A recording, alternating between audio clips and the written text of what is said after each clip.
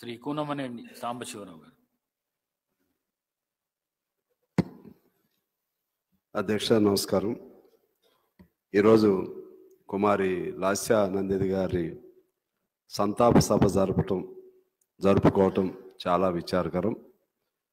లాస్య నందిని గారి తండ్రి సాయన్న గారు మృదు స్వభావి, మంచి పేరు కలిగినటువంటి, ఆ ప్రాంతమే కాకుండా ఎక్కువ మందికి తెలిసినటువంటి వ్యక్తి. వారి పేరుతోనే ఆయన మరణించిన తర్వాత ఆ కుమార్తెకు పోటీ చేసే అవకాశం బీఆర్ఎస్ పార్టీ ఇవ్వటం, ఆమె అత్యధిక మెజార్టీతో గెలవటం జరిగింది. ఆ ప్రజలకు సేవ చేసే అవకాశం లేకుండానే, ఆమెకి ఇంకా వివాహం కూడా కాకుండానే అతి తక్కువ వయసులో ఈ రోడ్డు ప్రమాదంలో మరణించడం చాలా విచారకరం.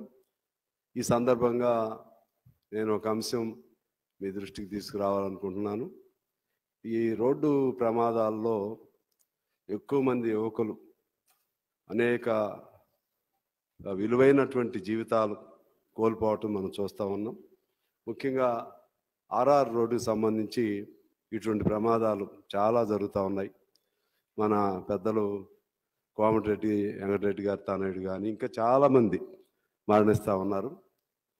మన ప్రభుత్వం అలాగే గౌరవ ముఖ్యమంత్రి గారు దానికి సంబంధించి కొన్ని నియమ నిబంధనలు, అన్ని ఆ రోడ్డు ప్రమాదాలని సాధ్యమైన మేరకు నివారించడానికి అవసరమైనటువంటి చర్యలు కూడా తీసుకుంటే బాగుంటుందని ఈ సందర్భంగా మీ దృష్టికి తీసుకొస్తూ, లాస్య నందిని గారి కుటుంబానికి అలాగే వారి పార్టీ బీఆర్ఎస్ కూడా నేను సానుభూతిని తెలియజేస్తూ నమస్కారాలతో సెలవు.